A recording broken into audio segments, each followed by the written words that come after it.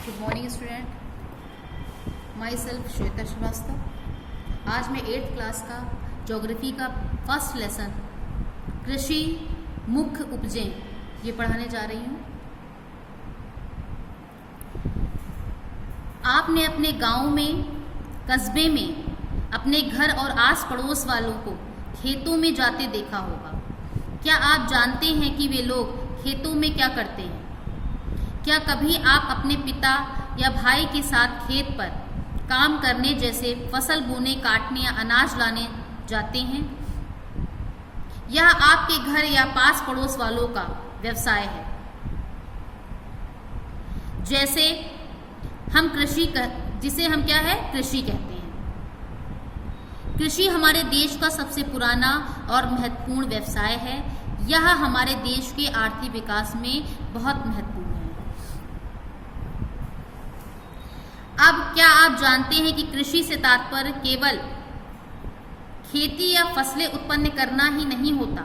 कृषि के अंतर्गत पशुपालन, मुर्गी पालन, मधुमक्खी पालन, रेशम कीट पालन, झींगा पालन, बागवानी और मत्स्य पालन भी आता है। यानी कृषि से तात्पर्य केवल खेती ही करना नहीं है। मतलब कृषि के अंतर्गत खाली खेती नहीं आती, बहुत से ऐसे कार्य जैसे पशुपालन, मुर्गी पालन, मधुमक्खी पालन, ये सब भी क्या है, कृषि कार्य के अंतर्गत ही आती हैं। फसलें वे पौधे हैं जिन्हें मनुष्य ने अपनी उपयोगिता के लिए चुना है। पशुपालन के अंतर्गत वे पशु और पक्षी आते हैं जो मनुष्य अपने उपयोग के लिए पालता है। वानिकी और मत्स्य पालन को भी कृषि के अंतर्गत रखा गया है। अब देखिए, सबसे पहले लोगों ने खेती करना क्यों प्रारंभ किया था। सबसे पहले ये जानना चाहिए कि लोगों ने खेती करना क्यों प्रारंभ किया। पुराने समय से लेकर अब तक खेती करने के तरीकों में क्या है, बहुत अंतर आया है। पहले लोग कैसे खेती किया करते थे। पहले लोग जो है हल चलाकर बैलों द्वारा खेती करते थे, लेकिन परिवर्तन हुआ तब लोग ट्रैक्टर के द्वारा खेती करने लगे। जब आधुनिक युग आया तो लोग क्या है, ट्रैक्टर, जिससे क्या हुआ, खेती करना आसान हो गया। इससे जानने के लिए आप अपने घर या गांव के बड़े बुजुर्गों से पूछिए कि उनकी खेती करने का तरीका क्या था। अब आपके गांव के लोग खेती कैसे करते हैं, लिखिए। पहले गांव में खेत जोतने के लिए बैल का प्रयोग करते थे, अब ट्रैक्टर का प्रयोग करते हैं। आप देखते हैं कि ट्रैक्टर कृषि का क्या है, एक आधुनिक उपकरण है। ठीक, इतनी बात आ गई समझ में। अब देखते हैं आगे। आपके गांव में लोग खेती करते हैं, इससे उनकी कौन कौन सी आवश्यकताएं पूरी होती हैं। खेती करेंगे तो एक तो क्या है कि उनकी अपनी आर्थिक जरूरतें पूरी होंगी, उनकी स्थानीय आवश्यकताओं की पूर्ति होगी, बहुत सी चीजें होती हैं। इससे उनकी कौन कौन सी आवश्यकताओं की पूर्ति होगी, ऐसी खेती या पैदावार जिससे रोज की अपनी जरूरतें पूरी की जा सके। यानी कि जो आर्थिक जरूरतें अपनी जो पूर्ति जिसकी हो सकेगी, उसे क्या कहेंगे, निर्वाह कृषि कहते हैं।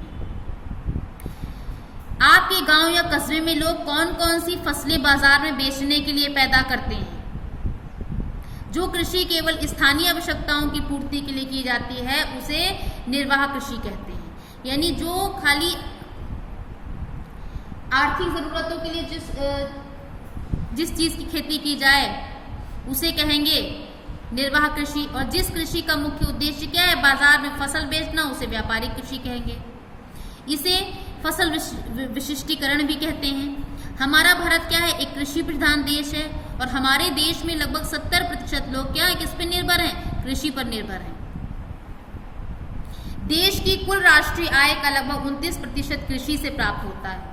विभिन्न प्रकार की जलवायु तथा विविध मिट्टियों के कारण देश में लगभग सभी प्रकार की फसलें उगाई जाती हैं। देश में पैदा होने वाली फसलों को 3 वर्गों में रखा जाता है। जैसे खाद्यान्न फसलें कौन सी हैं, गेहूं, चावल, जौ, चना, मटर, दालें, ज्वार, बाजरा आदि, ये सब क्या है, खाद्यान्न फसलें हैं। नकदी फसल, गन्ना, कपास, जूट, तिलहन, तंबाकू, ये सब क्या है, नकदी फसलें। पेय एवं बागानी फसलें, चाय, कहवा, रबड़, गर्म मसाले, ये सब क्या हैं, बागानी फसलें हो गई। अपने गांव अथवा कस्बे में पैदा होने वाली सभी फसलों को पता कीजिए और अलग अलग वर्ग में इनकी सूची बनाइए। आप अपने गांव के आसपास के लोगों को अलग अलग समय में अलग अलग फसलें बोते और काटते देखते हैं। पता कीजिए कि बोने और काटने के समय के आधार पर हमारे यहाँ कितनी फसलें होती हैं, यानी उनका समय बताना है कि कौन सी फसल किस समय जो है उगाई काटी जाती है, किस समय बोई जाती है। यानी कृषि फसलों के प्रकार, जैसे रबी की फसल जो है वो जाड़े के प्रारंभ में बोई जाती है और ग्रीष्म ऋतु में के प्रारंभ में काटी जाती है। ठीक,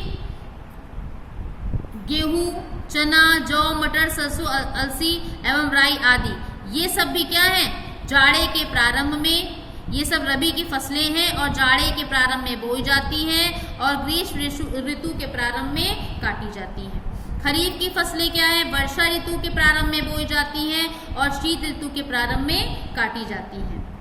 इनकी मुख्य उपजें मतलब कौन कौन सी होती हैं, ये धान, मक्का, ज्वार, मूंग, जूट, मूंगफली आदि, ये सब क्या है, वर्षा ऋतु के प्रारंभ में बोई जाती है और शीत ऋतु के प्रारंभ में काटी जाती है। ये सब है खरीफ की फसलों के उदाहरण हैं। जायद की फसल, जायद की फसल जो है मार्च अप्रैल में, जायद की फसल जो है वो मार्च अप्रैल में बोई जाती है और जब वो तैयार होती है, तैयार हो जाने के बाद उसे काट लिया जाता है। मार्च अप्रैल में उसे बोया और जब वो तैयार हो गई तो उसे काट लिया। कौन कौन सी हैं, तरबूज, खरबूज, ककड़ी, सब्जियां, ये सब क्या है मार्च अप्रैल में बोई गई और जब ये पक के तैयार हो गई तो इनको काट लिया जाता है। ठीक, अब आगे देखते हैं।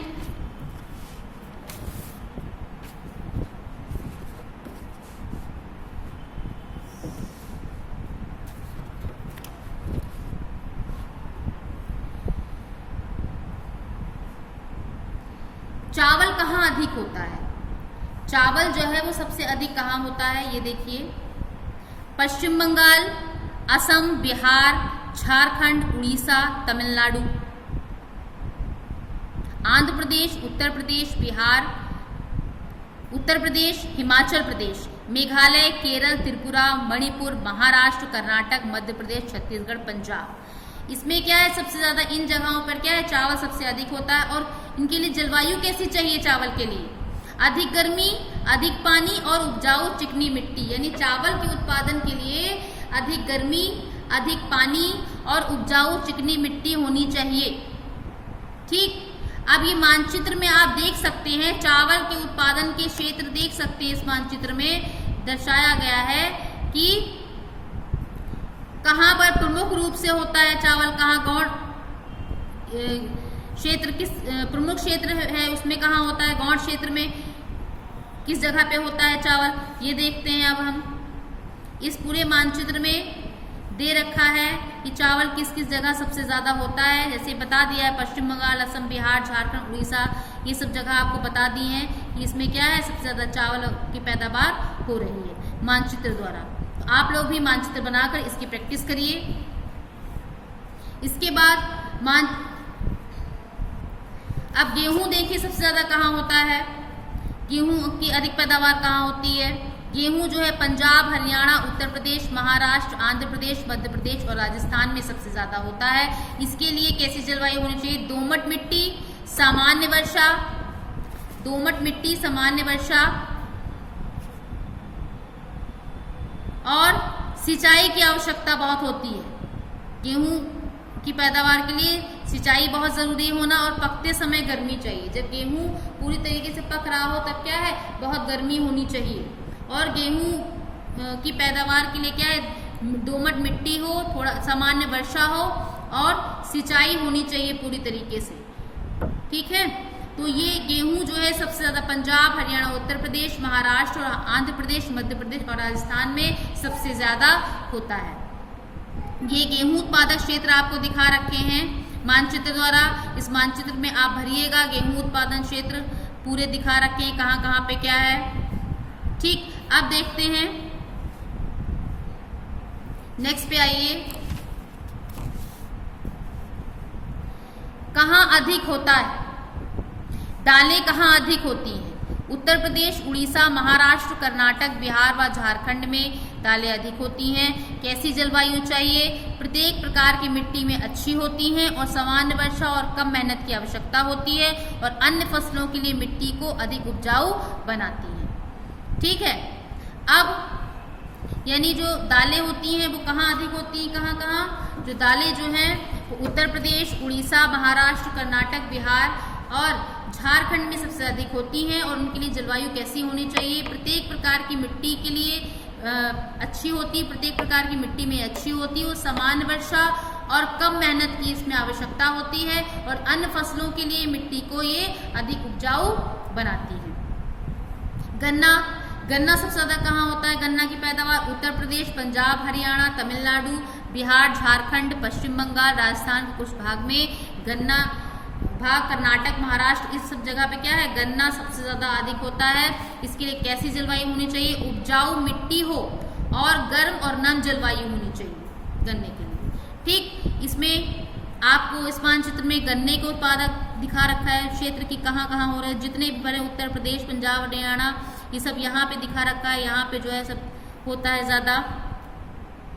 फिर है राजस्थान, कर्नाटक, महाराष्ट्र, इन सब जगहों पे होता है सब ज्यादा। तो यहाँ पूरा दर्शा रखा है। तो आप लोग भी गन्ने का उत्पादक क्षेत्र भी अपने मानचित्र में दर्शाइएगा, भारत के रेखा मानचित्र में इसको बनाइएगा। इसके बाद अब देखते हैं चाय जो है वो चाय कहाँ होती है सबसे अधिक?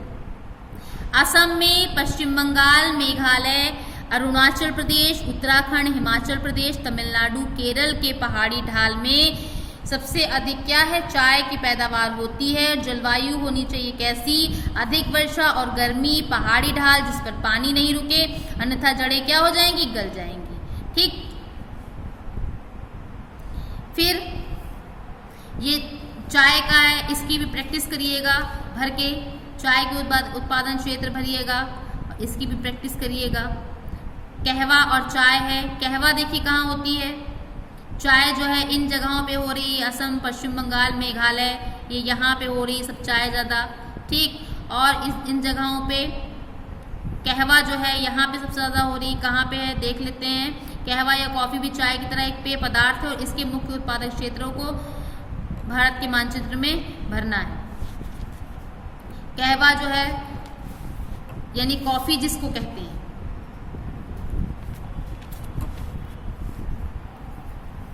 इसके बाद देखिए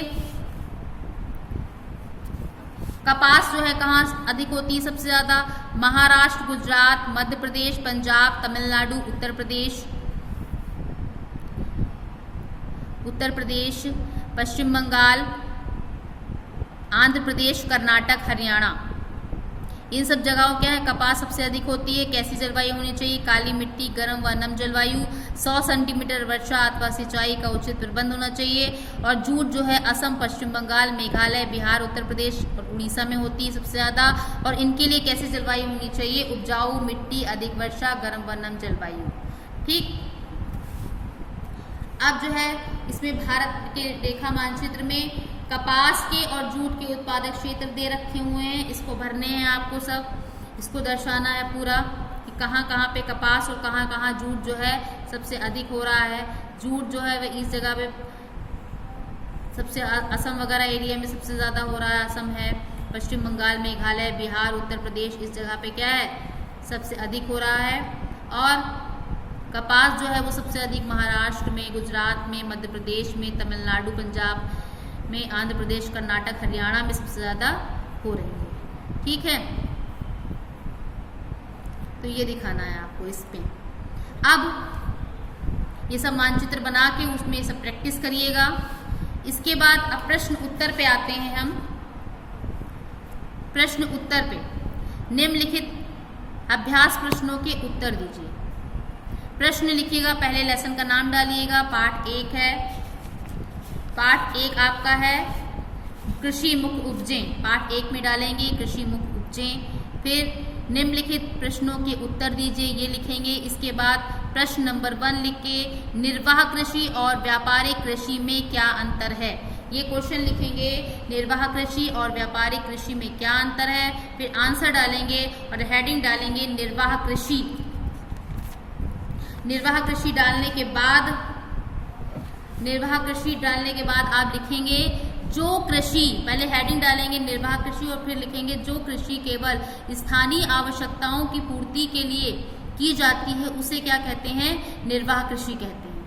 ठीक, अब आप इसके बाद हेडिंग डालेंगे दूसरी कि व्यापारिक कृषि किसे कहते हैं। दूसरी हेडिंग डालेंगे व्यापारिक कृषि किसे कहते हैं और उसमें लिखेंगे जिस कृषि का मुख्य उद्देश्य बाजार में फसल बेचना हो उसे क्या कहेंगे, व्यापारिक कृषि कहा जाता है। तो यानी पहली हेडिंग डालेंगे निर्वाह कृषि, जिसके अंतर्गत आप लिखेंगे जो कृषि केवल स्थानीय आवश्यकताओं की पूर्ति के लिए की जाती है उसे निर्वाह कृषि कहते हैं। और सेकंड हेडिंग डालेंगे व्यापारिक कृषि और उसके अंतर्गत लिखेंगे जिस कृषि का मुख्य उद्देश्य बाजार में फसल बेचना हो उसे व्यापारिक कृषि कहा जाता है। ठीक, अब सेकंड प्रश्न लिखेंगे चावल के उत्पादन के लिए किस प्रकार की जलवायु होनी चाहिए। सेकंड प्रश्न क्या लिखेंगे, चावल के उत्पादन के लिए किस प्रकार की जलवायु होनी चाहिए। पहले प्रश्न उतार लेंगे, इसके बाद इसका आंसर लिखेंगे। चावल के उत्पादन के लिए किस प्रकार, तो लिखेंगे चावल के उत्पादन के लिए अधिक गर्मी, अधिक पानी और उपजाऊ चिकनी मिट्टी होनी चाहिए। ठीक, सेकंड प्रश्न का आंसर क्या लिखेंगे, चावल के उत्पादन के लिए, पहले इतनी लाइन लिख लेंगे कि चावल के उत्पादन के लिए अधिक गर्मी, अधिक पानी और उपजाऊ चिकनी मिट्टी होनी चाहिए।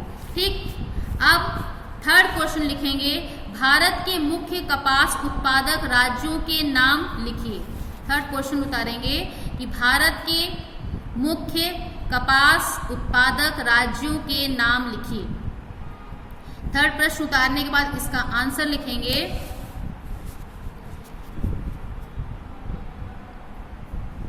भारत के मुख्य कपास उत्पादक राज्य ये लिखकर फिर लिखेंगे महाराष्ट्र, गुजरात, मध्य प्रदेश, पंजाब, तमिलनाडु, उत्तर प्रदेश, पश्चिम बंगाल, आंध्र प्रदेश, कर्नाटक, हरियाणा आदि। फिर से देख लीजिए, थर्ड प्रश्न उतारेंगे भारत के मुख्य कपास उत्पादक राज्यों के नाम लिखिए। तो लिखेंगे भारत के मुख्य कपास उत्पादक राज्यों के नाम। इतना लिखने के बाद लिखेंगे महाराष्ट्र, गुजरात, मध्य प्रदेश, पंजाब, तमिलनाडु, उत्तर प्रदेश, पश्चिम बंगाल, आंध्र प्रदेश, कर्नाटक, हरियाणा आदि।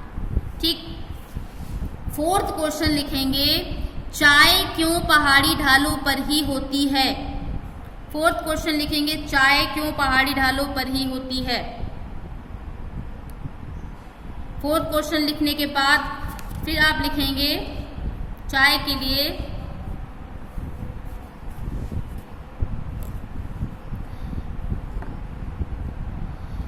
चाय पहाड़ी ढालों पर इसलिए होती है क्योंकि, चाय पहाड़ी ढालों पर इसलिए होती है क्योंकि अधिक वर्षा और गर्मी पहाड़ी ढाल जिस पर पानी रुके नहीं अन्यथा जड़ें गल जाएंगी।